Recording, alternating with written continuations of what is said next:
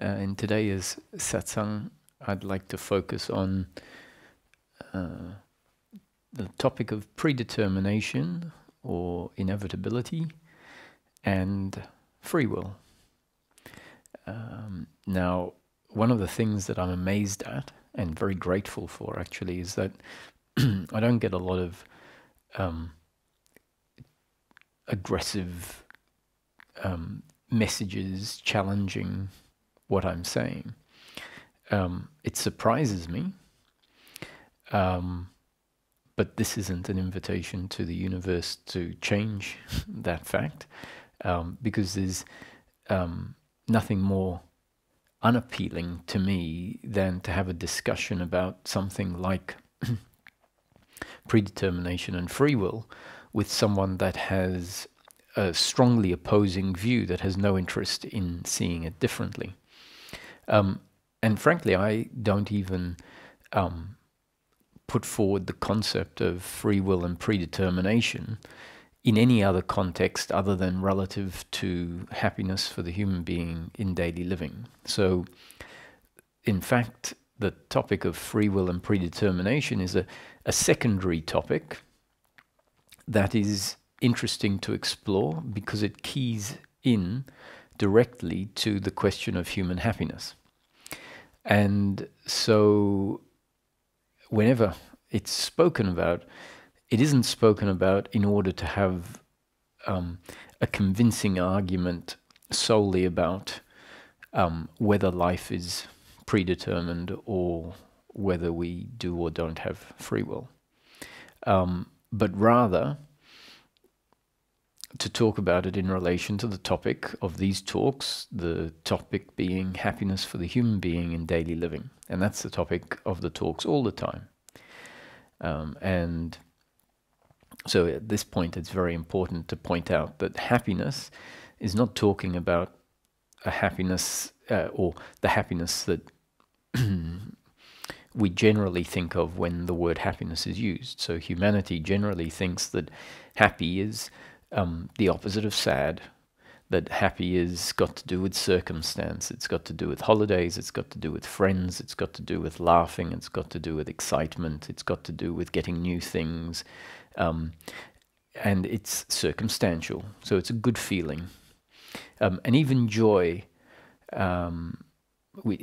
is not what happiness is about. Joy to me is closer to a feeling, which I would say the happiness that refers to excitement and good feelings, good times, being not sad, is not the happiness at all that I'm talking about, and that fits more into the category of pleasure, part of circumstantial pleasure in life.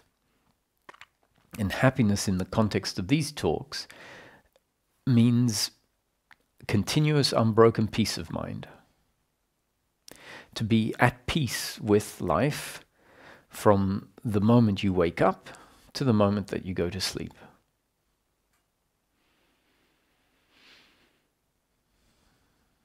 And that means to be at peace with life, however it is unfolding. And life essentially is circumstance or events, outcomes.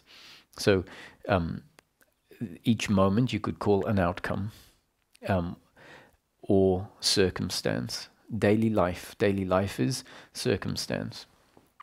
And circumstance is either pleasurable or painful, depending on how that meets with your biological preferences. If the circumstance is in line with your preferences, we'd say it's pleasurable, and if it's not in line with your preferences, it's painful. And so the pleasure or pain of life is got all the excitement and the feeling good about having had a good afternoon with friends. All of that fits into the pleasure or pain of circumstance. To be at peace with circumstance is to understand that life is always going to be something, that what it is not in our control, that we find ourselves in a circumstance, but when we look at this more closely, we find that we're in that circumstance because we're basically being taken down a river, and one moment turns into the next, turns into the next, turns into the next, and we wouldn't be here unless everything that happened before came about. So an example is that at some point my parents decided that it was time to leave my country of birth, Malta, and immigrate to Australia. Now, before the decision to come to Australia happened, my father had applied for jobs in many different countries. And it just turned out that after not getting jobs in various countries that I'm glad he didn't get jobs in, he ended up getting a job in Australia, and the decision was made to move to Australia. And so the fact that I am sitting here talking to you today is in part because of that decision that happened, and that decision happened largely out of their control because of everything that had come before.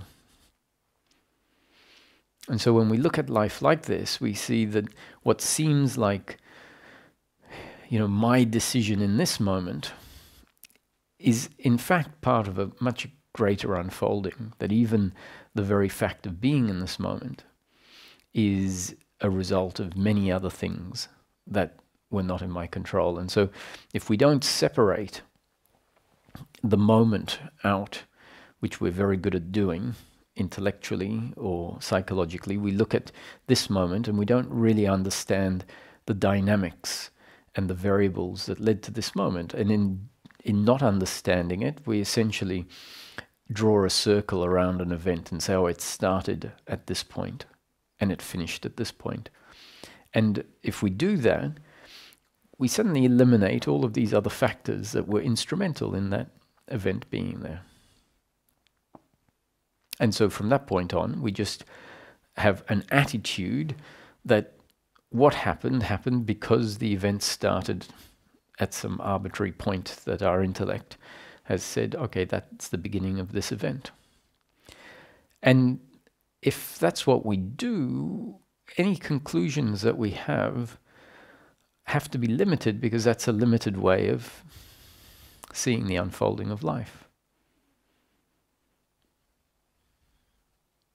In fact, we can go as far as to say it's a wrong way of seeing the unfolding of life, and therefore any conclusions based on that way of seeing the unfolding of life are wrong.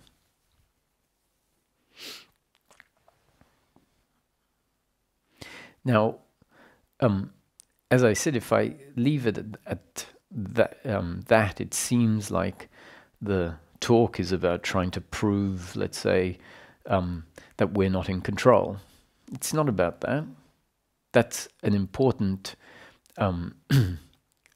aspect to investigate.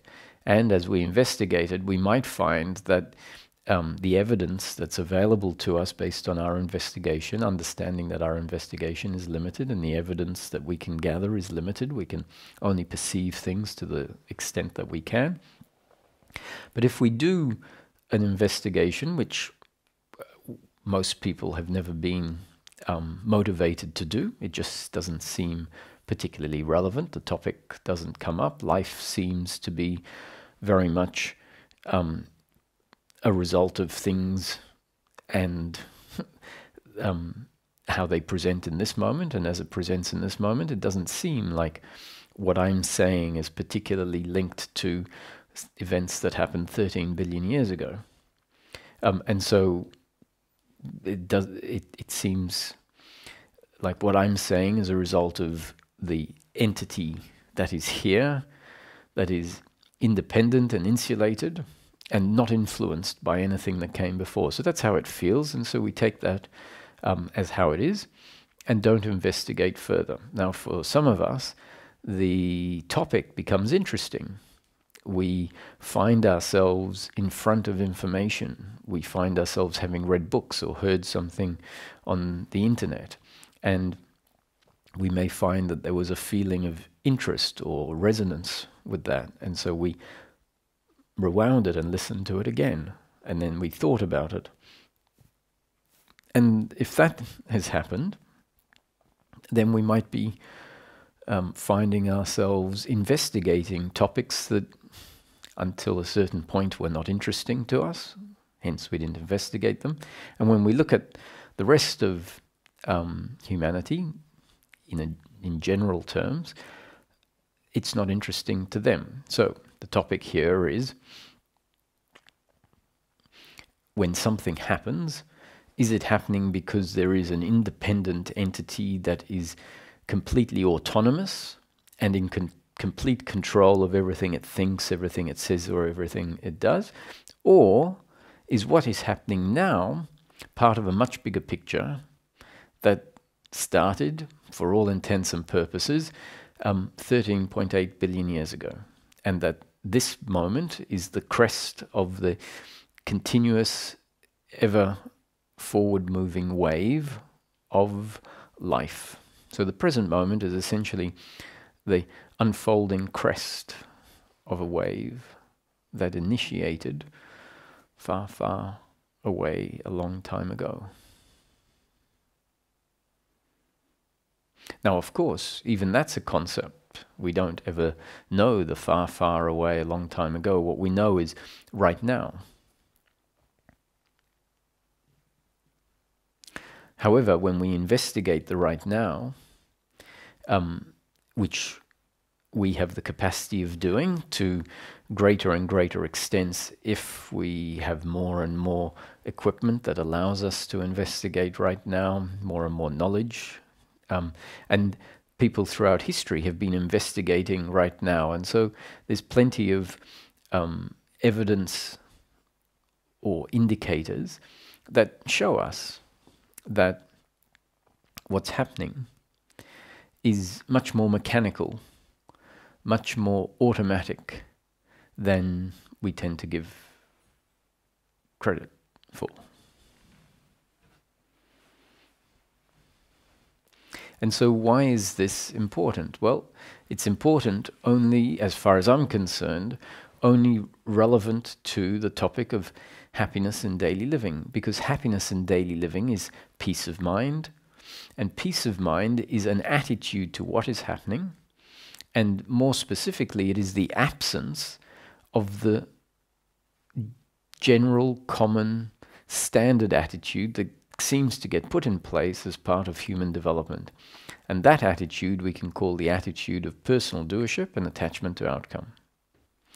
And what that attitude means is that there is a interpretation of whatever happens in the moment as being what I, as a separate independent entity, has done according to my free will. And that I could have done anything I chose, and out of the infinite range of possibilities, or limited range of possibilities, whatever way we want to look at it, I could have actually picked any of them, and I picked the one that I wanted based on not factors that forced me to pick that, but my own autonomy. And that attitude, that belief, that way of seeing life inserts a hypothetical or a imaginary entity that doesn't really exist. It is a thought-based identity that comes into existence when the actual mechanics of who we are and how life happens are overlooked, and a fictitious belief that says what I am is an autonomous entity. And that belief system gets reinforced moment after moment, day after day, from a very young age. Let's say from the age of 2 or 3 years old, it has set in sufficiently that there is the sense of self as an autonomous entity choosing, not based on factors that make us choose, but based on my own autonomy. And as life progresses, generally speaking, that sense of self as an autonomous entity in control of outcomes, in control of the thoughts and the words and the actions, is reinforced. And it becomes a very solid and real, in a sense, entity, because life is continually seen through that lens. All of the objects are seen as objects that are separate and insulated from each other, primarily because the senses see the objects as separate, and the language that we use to label the objects has separate words for all of the objects with separate definitions.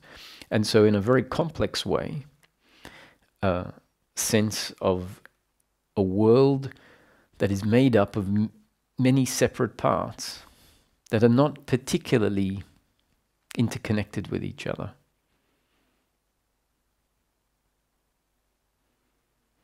Now, on some level, if someone heard that, they'd say, well, but of course, things are connected with each other, because, if I drop a glass on the floor, then the glass hits the floor and breaks. And so we can see that there is effects on things. So to some extent, we might see that there is connection between things, but we tend to see those connections as sporadic happenings within circumstance, rather than understanding that all of circumstance is intimately connected. Maybe in more ways than just a chain of causality. I'm using the chain of causality as one of the explanations to try and demonstrate the oneness, essentially, of life, the connection between the beginning of time and the end of time, and therefore everything in between. So we could see life as a block that essentially has been set in motion based on the initial impulse, and that the end has already happened. It was all contained within the initial impulse. And what we get to see is the unfolding of that initial impulse at any point in time, always what we know as the present moment. And what we are, that is seeing the unfolding of the creation of life, is one with and part of, not outside of life. So the very seeing and the thinking and the attitude towards life is part of, and not separate from, that unfolding that is determined by the initial impulse, and therefore inevitable at this point in time. Now, why is this important again? It's important because happiness for the human being in daily living turns out not to be happiness through pleasures or pains, and life is sometimes pleasure or sometimes pain, but rather happiness turns out to be continuous unbroken peace of mind, which is the absence of suffering. And suffering are all of the feelings that, when we look at it, are attitudinal towards what is happening, based on this belief in personal doership and attachment to outcome that comes from that identity that was put in place as part of the natural development of a human being from birth up to the current point in time. And that standard way of developing ingrains this sense of self that sees life largely as separate, and sees oneself as independent and autonomous. And hopefully I've made it clear that that way of seeing life is not your doing. It was put in place as part of the natural development. It's common to humans, but it's a limited or even incorrect perspective of life. And from that incorrect perspective of life, this sense of self gets put in place, and all of the suffering that follows by default is a incorrect relationship or incorrect attitude, inaccurate attitude towards the unfolding of life. And primarily that attitude in practical terms translates to guilt and shame, blame and hatred, pride and arrogance, worry and anxiety, expectation and attachment to outcomes. And all of the different forms of suffering, which when felt, create or pervade the experience of life with an uncomfortableness with oneself, an uncomfortableness towards the other, an uncomfortableness with life. And when we feel into all of those, really it always comes back to an uncomfortableness with oneself. And that uncomfortableness with oneself, which presents in the form of guilt, blame, pride, worry, and expectation, is all based on seeing life as not unfolding exactly as destined.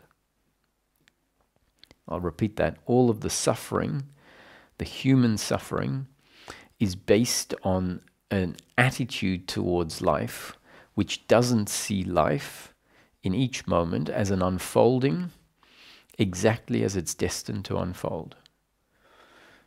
Meaning, doesn't see life as an unfolding only the way it can, only the way it is, and doesn't see our own existence as part of the inevitable unfolding up to this point in time. So what that has done is it creates a separation between me and life. It creates a sense of autonomy, which then creates a sense of personal doership towards myself and the other. And that means that if I function a certain way, delivering outcomes that are painful to myself or to someone I love or even to a stranger, then there is a sense of guilt and shame. I shouldn't have acted that way. I should have been different. I should have performed differently in the circumstance.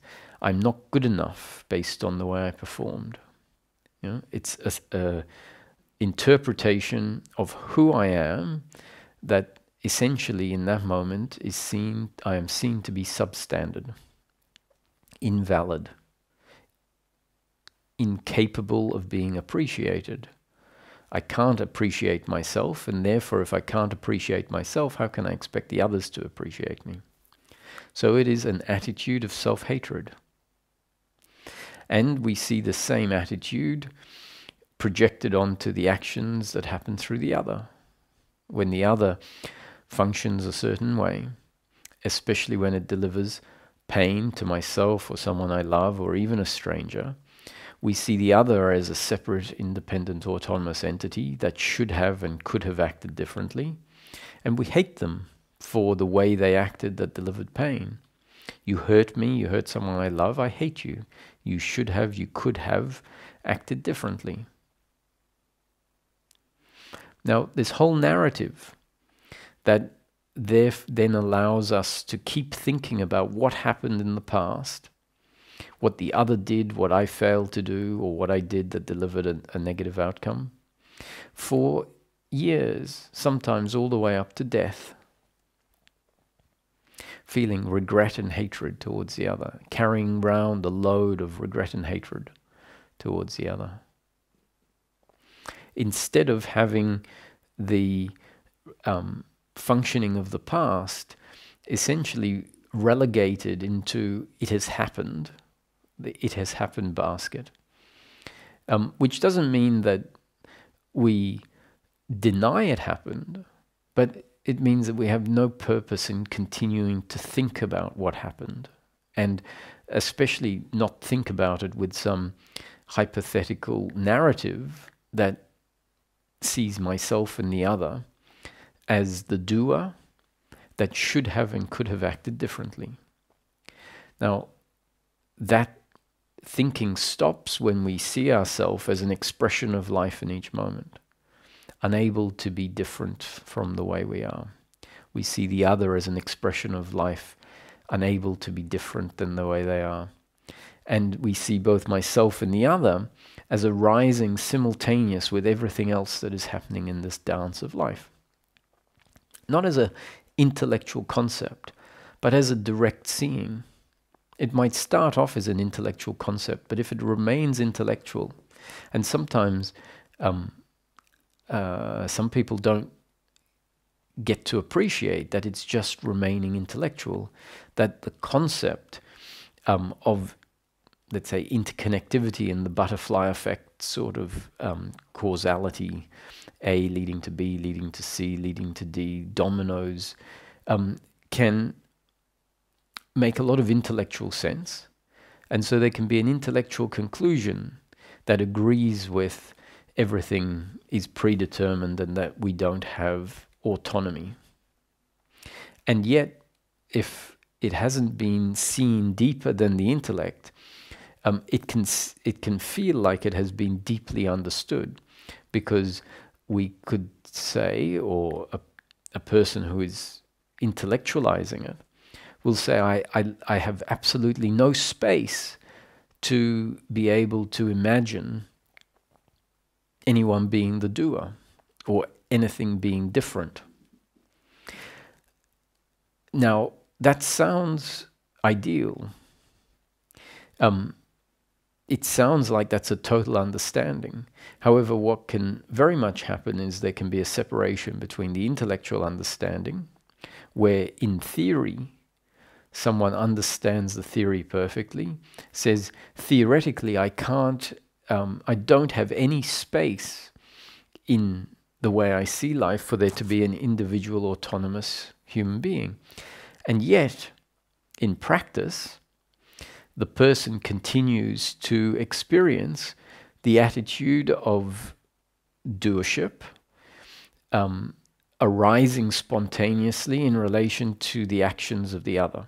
And so what that means is that in practice, when events happen and the other has functioned in a certain way that delivers pain, the intellectual understanding just doesn't have sufficient power to override the attitude of hatred and blame and pride and worry and anxiety and expectation.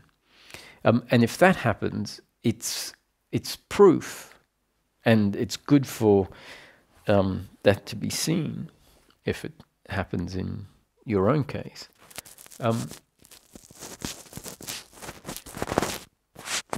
Oops.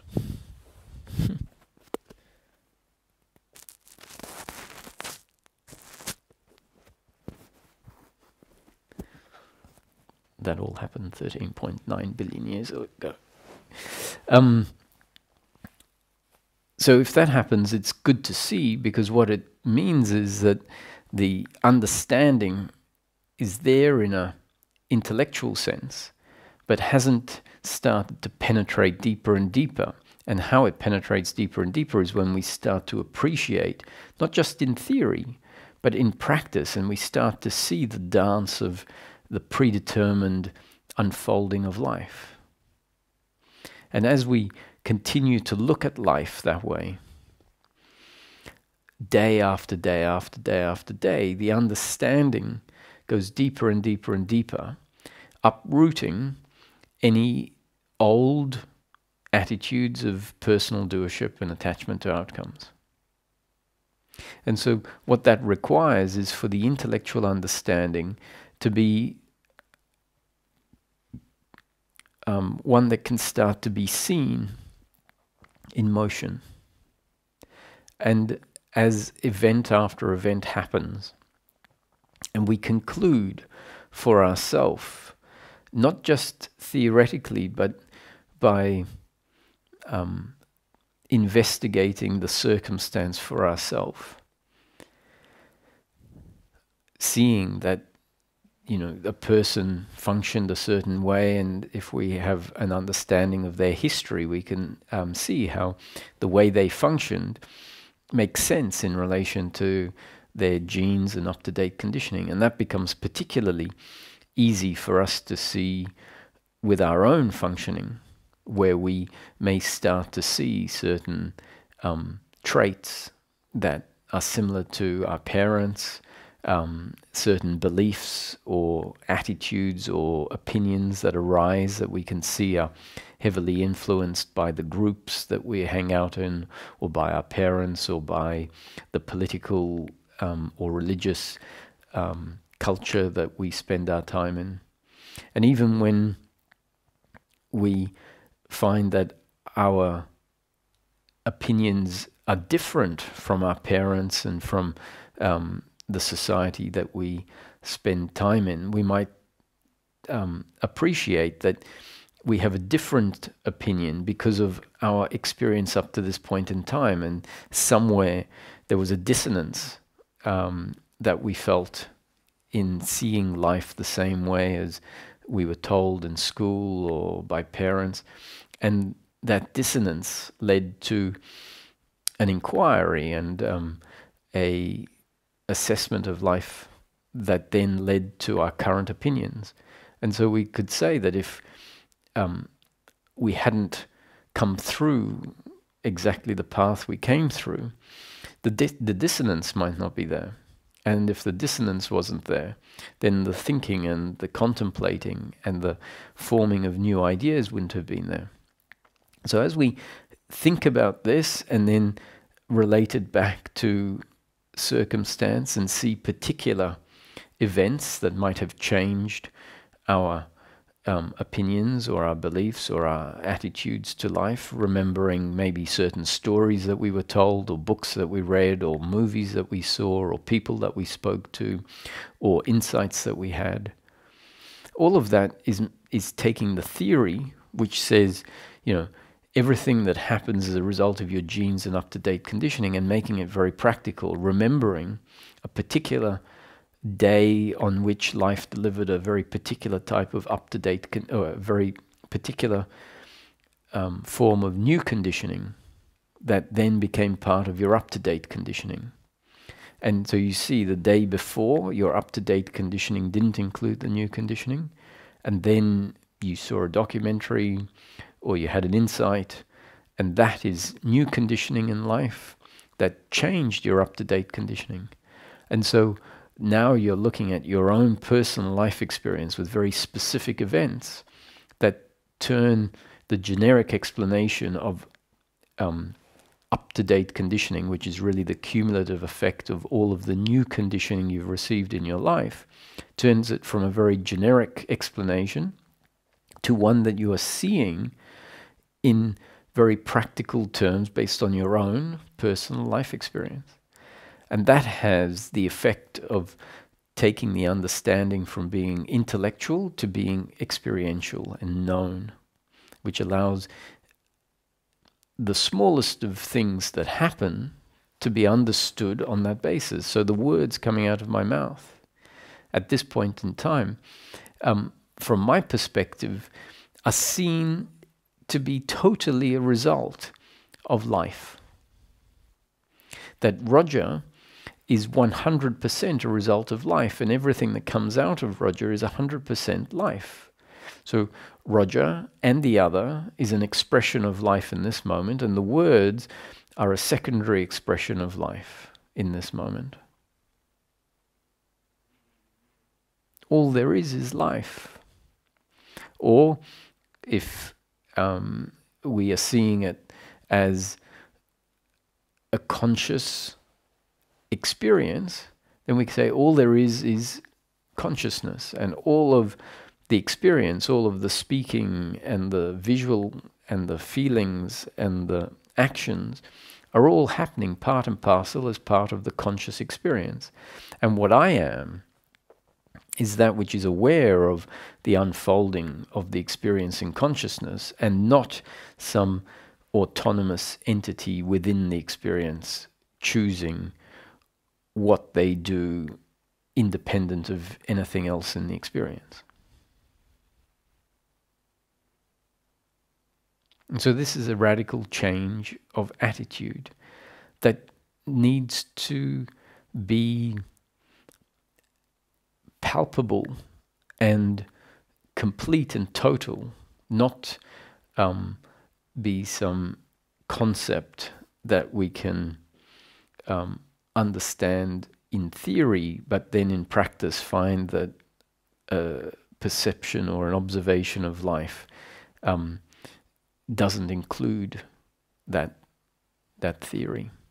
So one of the reasons I think that surprisingly I don't get people challenging the concepts, there's two reasons. One, I don't think the teachings go out far and wide. They tend to spread organically, and therefore the people that come across them have come across them without them being sort of spread out shotgun approach, which helps.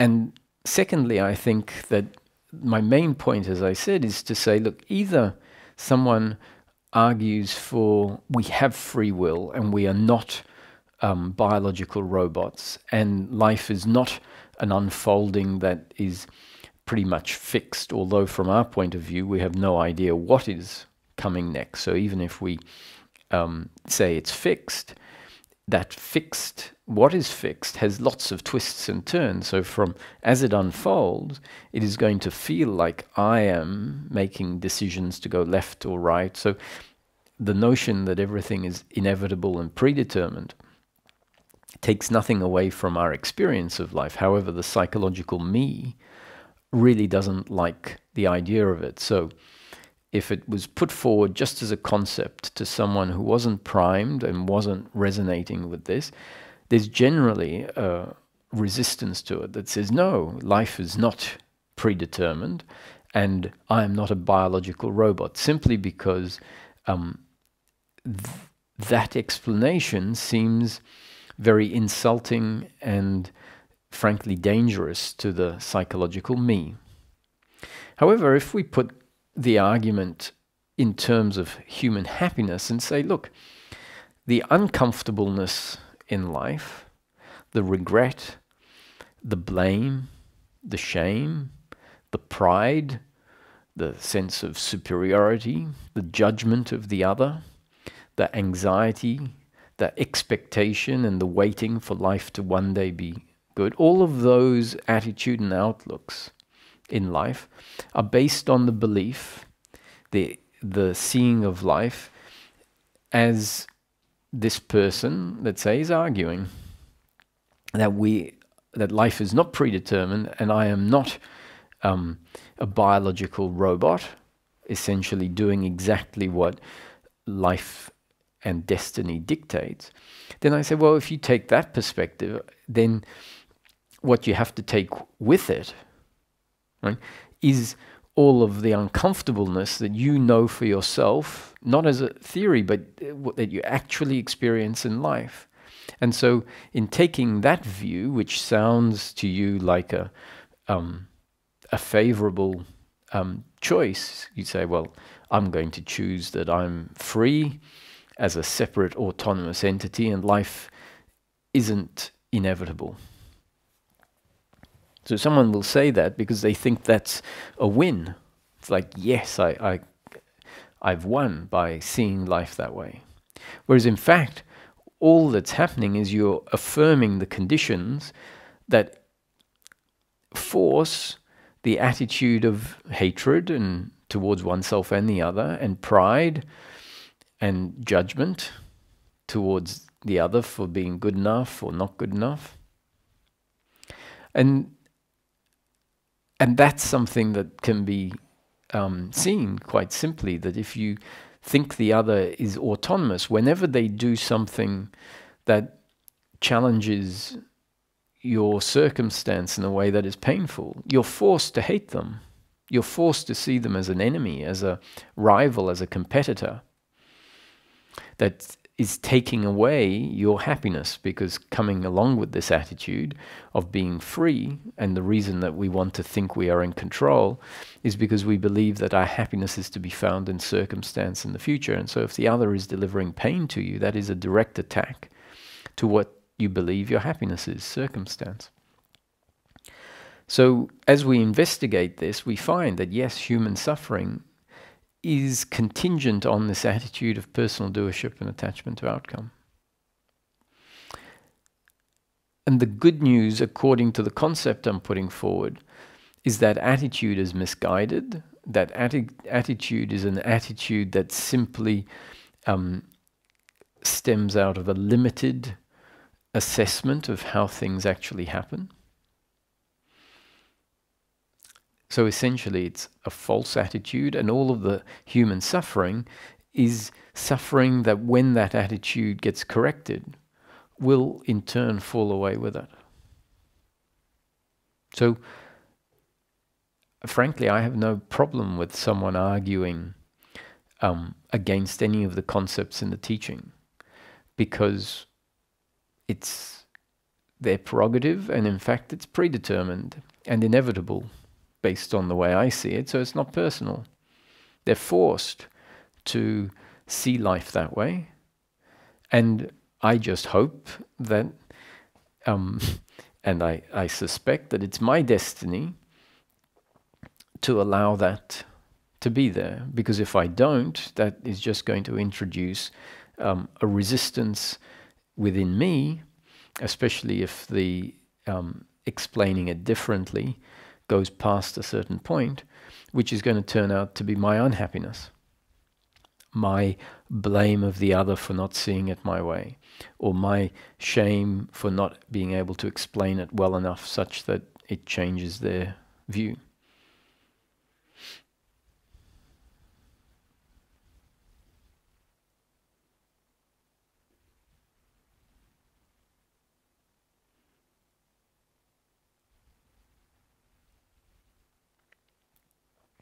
So spiritual teachings have essentially been pointing at the fact that the way that we have developed is in such a way that we are obsessed with the past, because we keep taking actions that happened in the past and dragging them into the present moment, because they seem personal, because we see the other as a autonomous entity that hurt me, because I see myself as an autonomous entity that hurt the other or hurt myself based on the way I functioned. And it, from that point of view, where it's so personal, it is almost like an act of self-disrespect to let go of the past. It's only when it becomes clear that there never was anybody doing anything of their own free will, and therefore life unfolded exactly the way it was destined, which means the words that came out of my mouth that I look back on and see as not being ideal were not ideal, were maybe hurtful to some people or embarrassing to me, but that's how it was meant to be. That's how the only way it could be. And so with that attitude, it's no different from any other moment of life, which in principle is seen to be a happening in that moment, a happening according to God's will, according to life's will, but not according to me as a separate independent entity. So the me doer, the psychological me, dissolves. And with the end of the psychological me, the end of holding on to the past and dragging it into the future. And just as important, the end of craving for a future that needs to be a certain way. And why does that craving and looking into the future with expectation stop?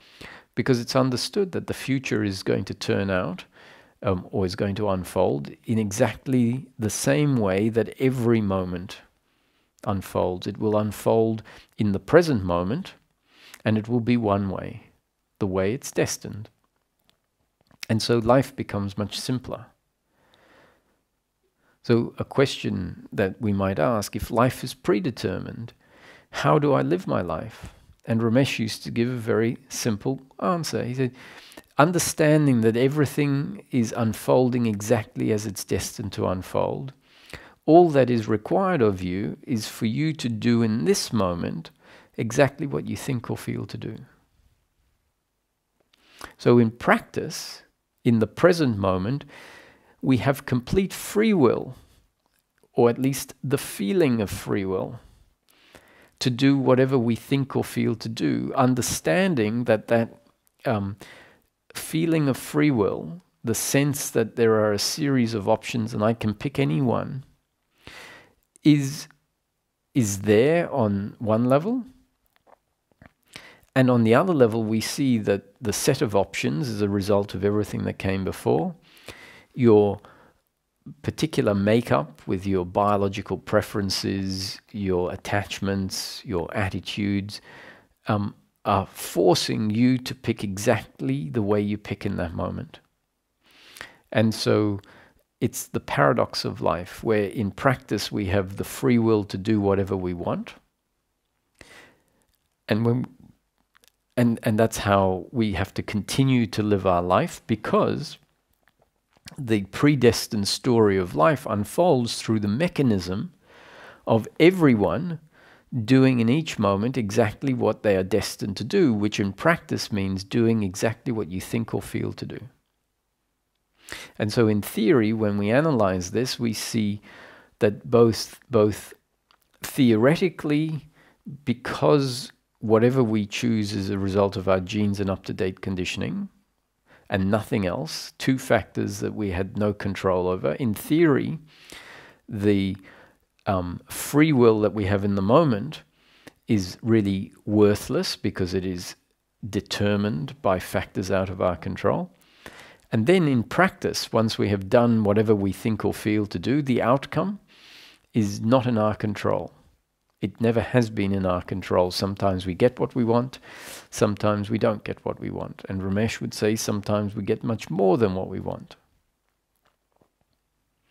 So, how do we live our life? In each moment, do exactly what you think or feel to do, with no regrets in the past, no expectations in the future, and no complaints in the present. So that was Ramesh's answer.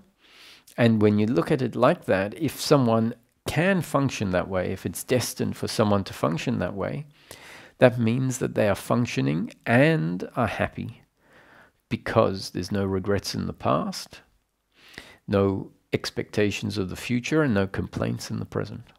And that is a description, should it happen, of the attitude of non-doership and non-attachment, which really means the absence of the attitude of doership and attachment to outcome, which leads to an unfolding of life, as will always be the case, a circumstantial unfolding of life, without the attitude of guilt, blame, pride, worry, or expectation.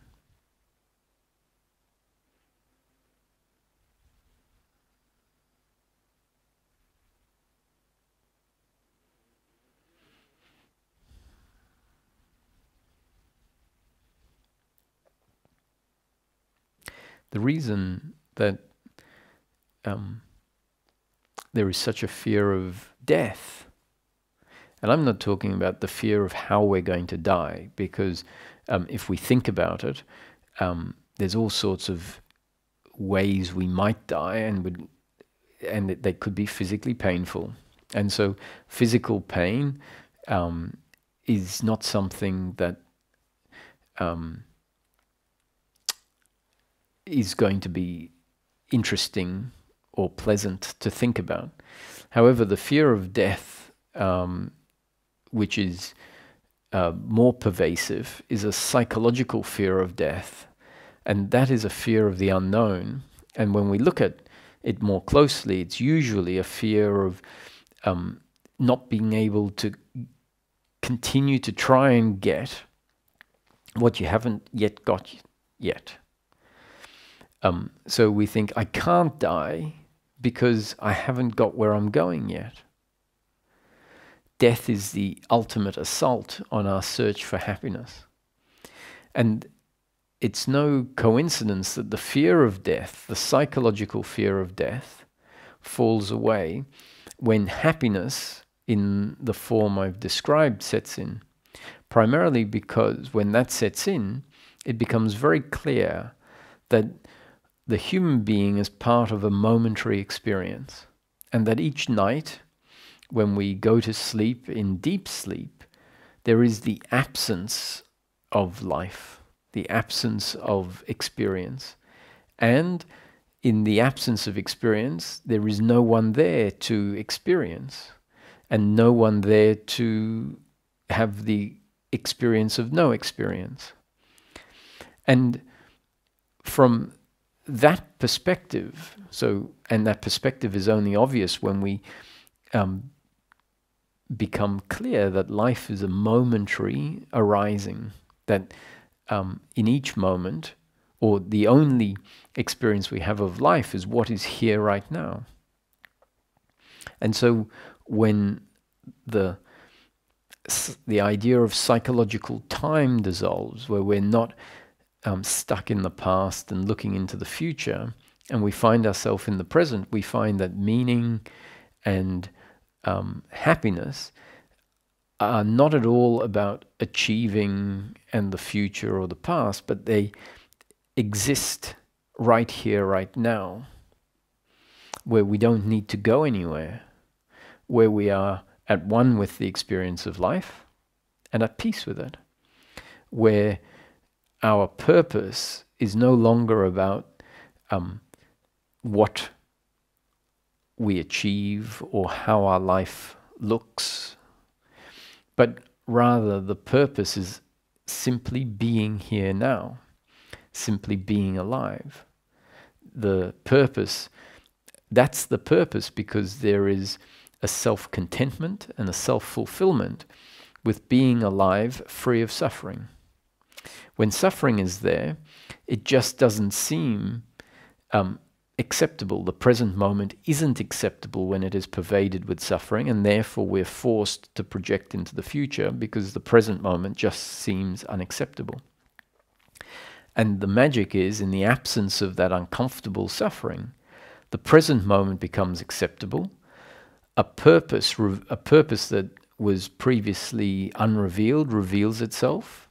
And in a way you could say it is a purposeless purpose, meaning it isn't at all the type of purpose that we imagine when we ask, what is the purpose of life? I'd like to find my purpose of life. We generally ask that question when there is an uncomfortableness in life. And when there is an uncomfortableness in life, it's because the psychological me is there, and that means we're convinced that happiness will be found in circumstance. So when we ask, what is the purpose in life? We're really looking for my purpose, my passion. What am I supposed to be engaging in order for everything to feel okay? And so we imagine some active and specific type of project.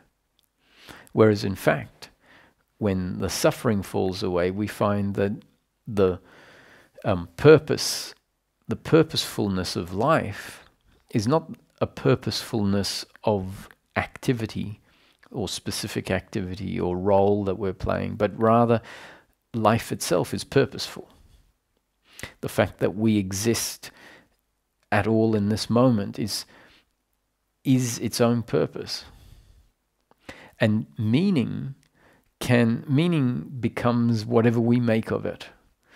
That if we have expectations that say life will only be meaningful when I'm doing, a top 1% of the population type of things, then we'll only feel meaningful if that were to happen.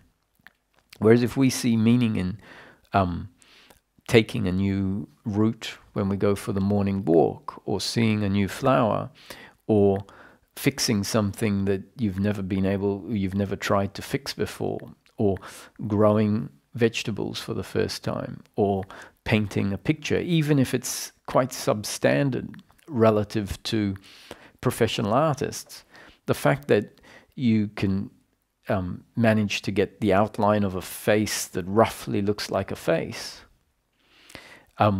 something that someone might look at and go, well, there's nothing special about that, but to you it could be meaningful. It's like, well, I'm pretty impressed with the fact that I've got some symmetry on the piece of paper that I've never been able to achieve before, because I've never tried.